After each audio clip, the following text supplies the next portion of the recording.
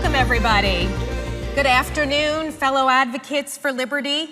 It is truly an honor to be here today. Personal freedom, individual autonomy, and limited government intervention. These are the fundamental libertarian principles and the reason that we're all here today. I'm going to take you on a journey now. There's been a lot of conversations about economic freedom over the last day or so. And I'm going to take you on a journey about why end-of-life freedom is a libertarian principle that we should all get behind. Unfortunately, when it comes to life's end, in 40 out of 50 states in the United States, at death, our right to make the most consequential healthcare decision of our lives is revoked. After spending years being able to make our own healthcare decisions, we are stripped of that ability in most places.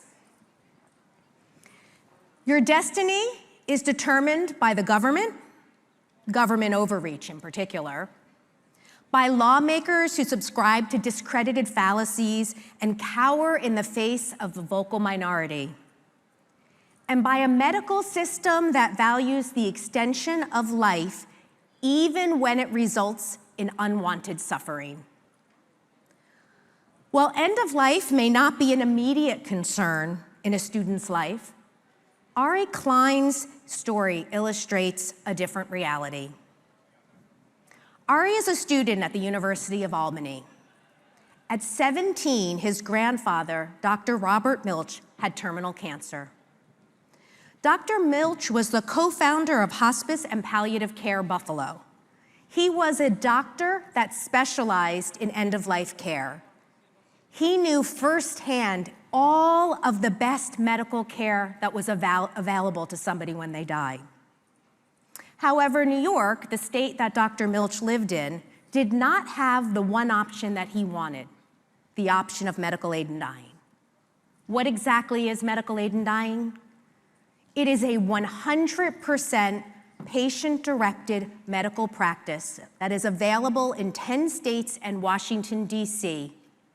Quite simply, it allows a person who is already going to die the ability, if they are mentally capable and they have a prognosis of 6 months or less to live, they are able to decide to take a prescription medication that will allow them to decide when their suffering has become too great. It's about moving the decisions around how one lives the final chapter of their lives and how one dies from the government to individual people. Currently, 10 states and Washington, D.C. allow this option. That means that 1 in 5 adults across the United States has access to the option of medical aid in dying, but not in New York where Dr. Milch lived. And he wanted this option desperately. So he advocated for its passage. He wrote letters, he met with lawmakers, and he gave presentations. He shared the evidence and the data that existed from Oregon, which had been in practice with this as an option for 25 years, and in states across the country, diverse states like California and Colorado, places like Montana, and the data was really clear. The option protected vulnerable populations, and it also gave people the ability to stop the very worst, very last part of the dying process. There was absolutely no logical reason why the option of medical aid in dying should not be available. But unfortunately, the lawmakers in New York passed to fail the legislation before Dr. Milch died. And Dr. Milch endured needless suffering. Even the best medicine cannot eliminate all suffering at life's end. Dr. Milch's grandson, Ari, and his family sat at his bedside and watched Dr. Milch's unnecessary suffering, powerless, unable to do anything, because the government felt like it was their right to be able to dictate how Dr. Milch died. And his family and Ari are left with a devastating memory that is etched in their minds forever, unnecessarily. It didn't have to be this way. Had the option of medical aid in dying been available, Dr. Milch could have avoided the very worst, the very last part of the dying process. And he and Ari and the rest of the family could have had a goodbye filled with compassion, with comfort, and with closure. The very last thing Ari told his grandfather was that he would join with Compassion and Choices and carry on his legacy and continue to advocate for the passage of medical aid in dying in New York in his grandfather's honor. And Ari has lived up to this commitment. He has been working with us for several years now. He writes letters to the editor. He speaks on his local college campus. He gives presentation. He carries on his grandfather's legacy. And the New York lawmakers and lawmakers in 40 other states, just like New York, are stuck in a cycle of inaction. They have allowed Christian nationalism to capture their policymaking, and they are going against the will of the vast majority of Americans. 7 out of 10 Americans want the option of medical aid in dying. That support crosses party lines. It's one of the few issues that Democrats, independents, libertarians, Republicans, everybody agrees on it. People across the religious spectrum agree on it, with the exception of Christian nationalists who have captivated the policymaking agenda and leave it locked in a place where suffering is become the value at life's end. Hopefully, this is an issue that does not impact you for years. However, the unpredictable nature of life's ends suggests that we should prepare for the worst while hoping for the best. Death is the one inevitability of life. It will happen to all of us, to all of our loved ones, and to all of our friends. Your advocacy on this issue matters. As importantly, end-of-life choice represents the important libertarian value of freedom. It sends a clear signal to the medical community and to society that people have a voice and a choice in the kind of health care they receive, and that this is a principle worth fighting for. Taking away someone's freedom in their final moments does not just contradict libertarian values, it negates a lifetime of liberty. The good news is that most Americans have had enough of this travesty, and they are joining forces together. They recognize that people should have the right to a peaceful and sovereign death. This is a fundamental human right. They believe that each of us have the option to die in a manner that's consistent with our values and our own religion. They, or should I say we, hopefully, are demanding a voice and choice in how we live the final chapter of our lives and how we die. And that's why people nationwide are joining the organization that I lead, Compassion and Choices. We are the oldest, largest national nonprofit organization that is devoted exclusively to improving care and expanding options at life's end. And we have been leading efforts to authorize medical aid in dying across the country for decades. Something magical happened in 2015 when it comes to end-of-life choice. A beautiful 29-year-old woman named Brittany Menard unfortunately had terminal cancer. She lived in California at the time, and she desperately wanted the option of medical aid in dying. So she picked up and she moved from California to Oregon in order to access the Oregon Death with Dignity Act. And she partnered with my organization in order to promote this travesty, the difficulty and the challenges of having to pick up and move across the state and reestablish a residency and find new doctors in order to be able to die in a manner that's consistent with your own values. The good news coming out of this was this sparked a national conversation about how we should all have this autonomy, this ability, this freedom. And the issue catapulted to the limelight. Prior to Brittany Menard sharing her story, we had legislation that was active in 5 states. The first year she shared her story, we had legislation in 26 states.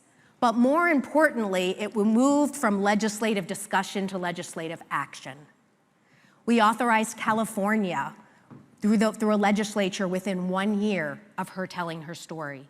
We followed with Washington, D.C., with Colorado, with Hawaii, with New Jersey, with Maine, with New Mexico. Over the past 7 years, we've authorized about a state a year. We're seeing incredible momentum take place. As the baby boomers are retiring, as they're contemplating their own death, as they're watching their own family members suffer at life's end, they're seeing firsthand that our medical system has not kept up with medicine when it comes to how you die. We have incredible treatments that extend life that we are all so blessed and thankful for. But then to turn your back on somebody at the end of life and say, I'm sorry, you have no choice, is inhumane. And so people are realizing that, and they're joining Compassion and Choices, and they're coming forward. And we're seeing in the 2024 legislative session action like we have never seen before. We right now have 21 states that have already introduced legislation. We have seen historic progress take place within the first 3 weeks of the legislative sessions in 2 states. It has moved farther than ever before in Virginia and Minnesota. And we are seeing a real shift taking place, an energy and momentum around the issue in places like New York and Maryland.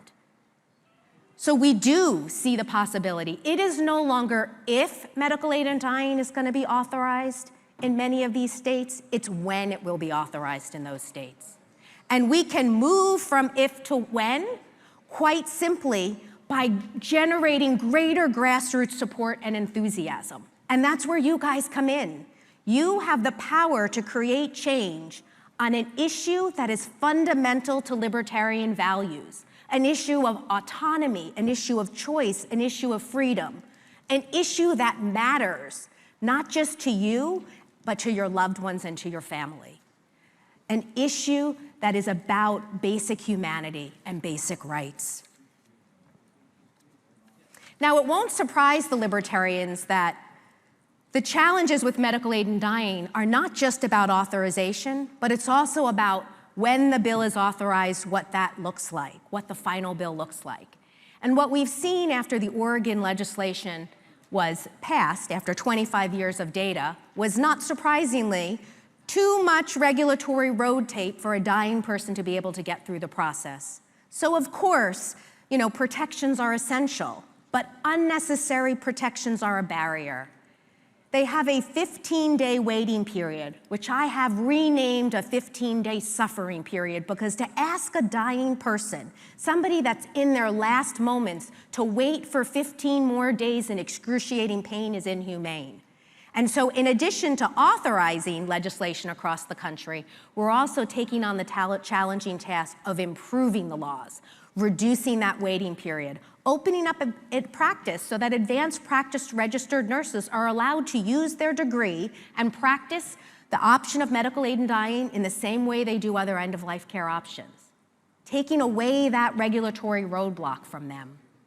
And the final one that is so key is that barrier that Brittany Menard went through, moving from California to Oregon in order to be able to access the law, required her to reestablish residency. How many people have the means to be able to reestablish residency at the end of their life? Not many. And not many people have the will and the capacity to do that. And why is someone being denied a legal option of health care simply because they're not a resident? That's not what liberty is about. People have a right to go to another state to be able to access health care. And the residency requirements that are in these bills are unconstitutional. And so far we've won 2 challenges. We won a challenge in Oregon, we won a challenge in Vermont, and we're gonna continue challenging that because it's a fundamental right to be able to get health care in a state. The government should not be regulating who can and can't simply because they're not a resident of the state. So these are the big tasks that are in front of us. How one dies matters, not just to the dying person, but to those that are left behind. And students can play an extremely powerful role in advancing legislation, just like Ari has done on his own campus.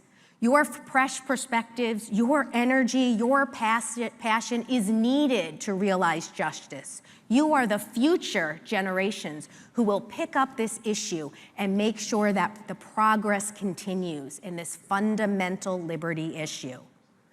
There are numerous ways that you can get involved in Compassion and Choices. Join our movement. We have an incredible group of people across the country. I encourage you to go to the website, www.compassionandchoices.org, sign up to get information. You can do something as simple as sending emails to your lawmakers. There are very easy ways to get involved. You can volunteer. If you want to get more involved, volunteer, and there's a place on our website where you can sign up and volunteer. And you have so many extraordinary skills, and we need those as a part of the movement. You can host educational events like Ari did on his campus. Ari's joined forces, hosted educational events, taught students, got more people involved in the issues. And those are simple ways. We have all the materials. We provide you with all of the training. It's easy to get involved. And you can stop by our booth and you can see Daisy, who's sitting right up front, and Nelson, who are both Compassion and Choices, amazing staff people. Let's give them a round of applause. And they can help you learn more about the issue and ways that you can get involved. Because how one dies really matters, not just to the dying person, but to those that are left behind. And what I have seen firsthand is that people who join this movement and get involved in it become a little bit more aware of their own mortality. And when you become more aware of your own mortality, it teaches you to live life fully each and every day.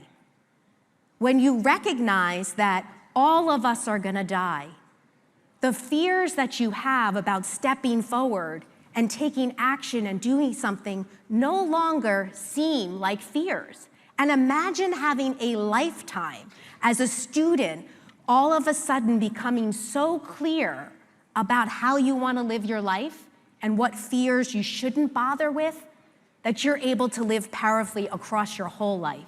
That's what involvement in this movement can bring to you. As young advocates, you can shape the future and influence legislative change. I eagerly anticipate the profound impact that each of you can make, should you, and I really hope you do, join us in realizing liberty at life's end. Thank you.